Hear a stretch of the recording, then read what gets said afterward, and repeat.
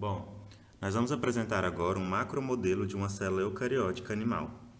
As células eucarióticas são bem maiores que as procarióticas. Imagine uma melancia e um bago de uva e você terá uma boa ideia dos tamanhos relativos desses dois tipos de célula. Além da diferença de tamanho, as células eucarióticas são mais complexas que as procarióticas, como veremos no decorrer desse vídeo. O citoplasma da célula eucariótica é a região localizada entre a membrana plasmática e o envoltório que reveste o núcleo celular.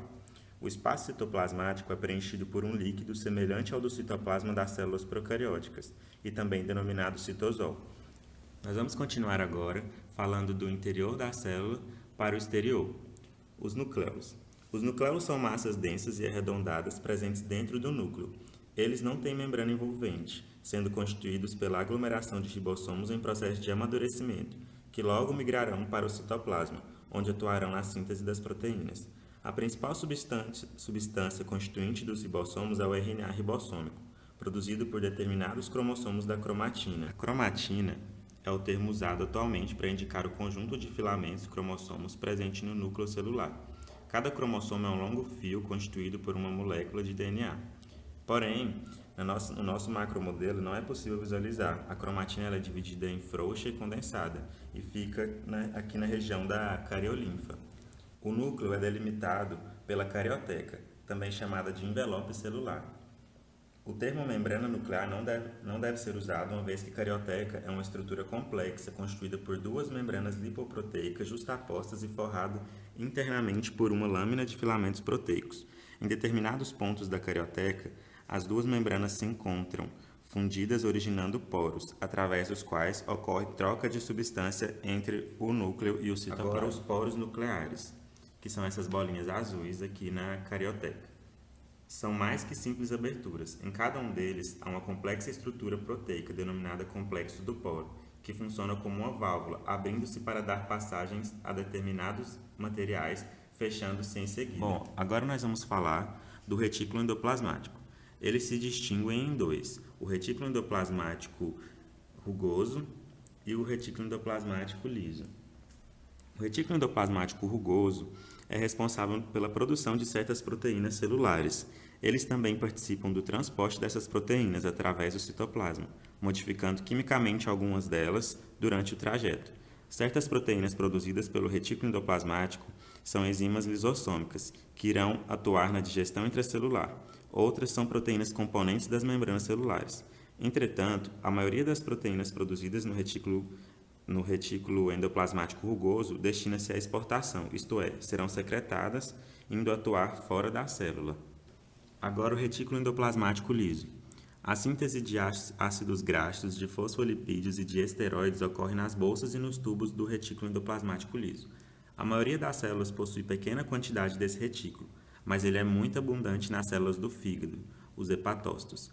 No retículo liso, há enzimas que alteram as moléculas de certas substâncias tóxicas, como álcoois, pesticidas e outras drogas, inativando-as e facilitando sua eliminação no corpo. Agora, o complexo de Golgi.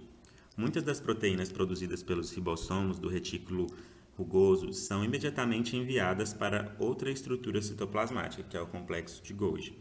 Esse componente citoplasmático é constituído por 6 a 20 bolsas membranosas achatadas, ou também chamadas de cisternas, empilhadas umas sobre as outras. Nas cisternas do complexo golgiense ocorrem os processos finais necessários à exportação das proteínas produzidas no retículo granuloso.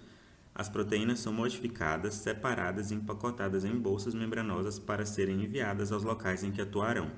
O complexo golgiense é, portanto, o responsável pela secreção celular, processo de exportação para fora da célula de substâncias úteis ao organismo. A transferência das proteínas produzidas no retículo rugoso para as cisternas do complexo de Golgi ocorre por meio de vesículas de transição, que brotam do retículo e se fundem às membranas das cisternas. As primeiras cisternas a receber proteínas do retículo começam a se formar em suas bordas vesículas membranosas repletas de proteína, que se fundem às cisternas adjacentes e assim por diante. Os lisossomos são bolsas membranosas que contêm um conjunto de mais de 80 tipos de enzimas digestivas, capazes de digerir grande variedade de substâncias orgânicas. Eles contêm nucleases, que digerem DNA e RNA, proteases, que digerem as proteínas, fosfatases, que removem fosfatos de nucleotídeos, de fosfolipídios e de outros compostos, além de enzimas que digerem polissacarídeos e lipídios. A membrana lipoproteica dos lisossomos contém bombas de hidrogênio de cloro, que transportam ativamente íons de hidrogênio e íons de cloro do citosol para o interior da organela. Esses íons combinam-se para formar o ácido clorídrico, criando no interior do lisossomo um pH ácido, em torno de 4,8, ideal para a ação das enzimas ali presentes. Agora, as mitocôndrias. As mitocôndrias são organelas citoplasmáticas com forma de bastonete e cerca de 2 micrômetros de comprimento por meio micrômetro de diâmetro. Seu número na célula varia de dezenas a centenas, dependendo do tipo celular. As mitocôndrias são delimitadas por duas membranas lipoproteicas, semelhantes às demais membranas celulares. A membrana externa é lisa, enquanto a membrana interna possui dobras, chamadas cristas mitocondriais, que se projetam para o interior da organela. O interior da mitocôndria é preenchido por um líquido viscoso, a matriz mitocondrial, que contém diversas enzimas, DNA, RNA e ribossomos. Estes são menores que os ribossomos citoplasmáticos, assemelhando-se aos ribossomos de células procarióticas. Nas mitocôndrias ocorre a respiração celular, processo em que as moléculas orgânicas reagem com o gás oxigênio, formando gás carbônico e água, e liberando energia, a qual é armazenada nas moléculas altamente enérgicas de ATP, adenosina trifosfato. O ATP, produzido nas mitocôndrias, difunde-se para as outras regiões da célula, fornecendo energia para as atividades celulares. As mitocôndrias surgem exclusivamente pela autoduplicação de mitocôndrias pré-existentes. Quando a célula se divide em duas células filhas, cada uma delas recebe aproximadamente metade do número de mitocôndrias existentes da célula-mãe. À medida que as células filhas crescem, suas mitocôndrias se autoduplicam, restabelecendo o número original. Um fato interessante sobre as mitocôndrias é que em animais e em plantas com reprodução sexuada, essas organelas têm sempre origem materna. Os peroxissomos. Os peroxissomos são organelas membranosas com cerca de 0,2 a 1 micrômetro de diâmetro, presentes no citoplasma de células animais e de muitas células vegetais. Essas organelas contêm diversos tipos de oxidases, enzimas que utilizam gás oxigênio para oxidar substâncias orgânicas, processo em que se forma como subproduto o peróxido de hidrogênio, conhecido como água oxigenada.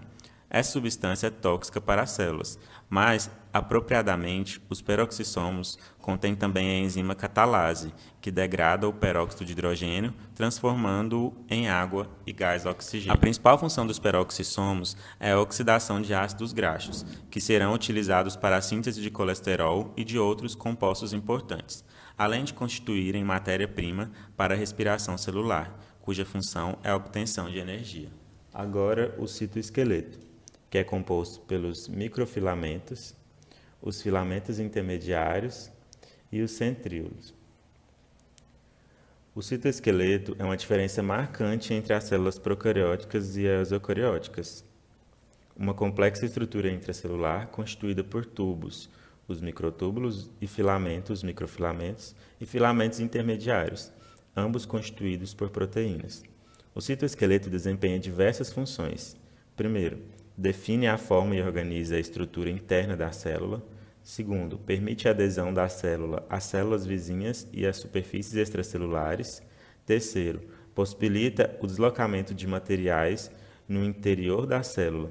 Além disso, o citoesqueleto é responsável por diversos tipos de movimento que uma célula eucariótica é capaz de realizar, como o movimento ameboide, a contração muscular, a movimentação dos cromossomos durante as divisões celulares e os movimentos dos cílios e dos flagelos. Os centríolos. O centríolo é um pequeno cilindro oco constituído por 9 conjuntos de 3 microtúbulos, mantidos juntos por proteínas adesivas. A maioria das células eucarióticas, com exceção dos fungos e das plantas, contém no centrosomo um par de centríolos, orientados perpendicularmente um ao outro. Os centríolos possuem capacidade de se autoduplicar, o que ocorre pouco antes de uma própria célula iniciar seu processo de divisão. Ao lado de cada centríolo do par original, forma-se um novo, pela agregação de moléculas de tubulina presentes no citosol. Quando a célula inicia a divisão propriamente dita, o centrosomo divide-se em dois, cada um com um par de centríolos. Os microfilamentos. Os microfilamentos são filamentos de actina, que é uma proteína, e é a proteína mais abundante no meio intracelular dos eucarióticos. Podem estar associados aos filamentos de miosina e eles deslizam uns sobre os outros, provocando contrações de partes das células ou mesmo de toda ela. Os filamentos intermediários. Eles são fios proteicos de espessura intermediária dos microtúbulos e a dos filamentos de actina. Sua principal função é dar suporte mecânico à membrana plasmática, nos locais em que se estabelece contato com as células vizinhas e com a matriz extracelular. Agora, por último, mas não menos importante, a membrana plasmática. A membrana plasmática é constituída fundamentalmente por fosfolipídios e proteínas. Ela seleciona o que entra e o que sai, mantendo o meio celular interno adequado às necessidades da célula. Apesar de ser muito fina, cerca de 7,5 nanômetros de espessura, a membrana plasmática é extremamente complexa e versátil, desempenhando inúmeras funções. Estudos bioquímicos revelaram que os componentes mais abundantes das membranas celulares são fosfolipídios e proteínas. Por isso, costuma-se dizer que elas têm constituição lipoproteica. Além desses componentes, as membranas das células animais também apresentam colesterol em sua constituição. As moléculas de fosfolipídios da membrana plasmática dispõem-se lado a lado, como pessoas em uma multidão. Os fosfolipídios deslocam-se continuamente, mas sem perder o contato uns com os outros, como se dançassem trocando de par o tempo todo, o que confere grande dinamismo às membranas biológicas. As proteínas da membrana estão incrustadas na dupla lâmina de fosfolipídios, como se fossem pedrinhas de um mosaico. Algumas proteínas estão aderidas superficialmente à membrana, enquanto outras encontram-se totalmente mergulhadas na estrutura homogênea dos fosfolipídios, atravessando a membrana de lado a lado. Já foram identificados mais de 50 tipos de proteínas nas membranas celulares. Algumas dessas proteínas formam os poros, que permitem a passagem de moléculas de água. Outras capturam substâncias fora ou dentro da célula, transportando-as através da membrana e soltando-as do outro lado. Como exemplo, nós temos a proteína canal, que permite que certas moléculas íons atravessem a membrana plasmática livremente, a proteína carregadora, que interage especificamente com certas moléculas e íons, carregando-os através da membrana plasmática. Temos a proteína receptora, que permite a ligação com certas moléculas sinalizadoras que desencadeiam processos celulares, e proteínas de reconhecimento, que permite que uma célula reconheça a outra e interaja com ela. Bom, com isso nós terminamos o nosso vídeo, em que apresentamos um macromodelo de uma célula eucariótica com suas respectivas estruturas e funções. Espero que tenha sido útil. Obrigado.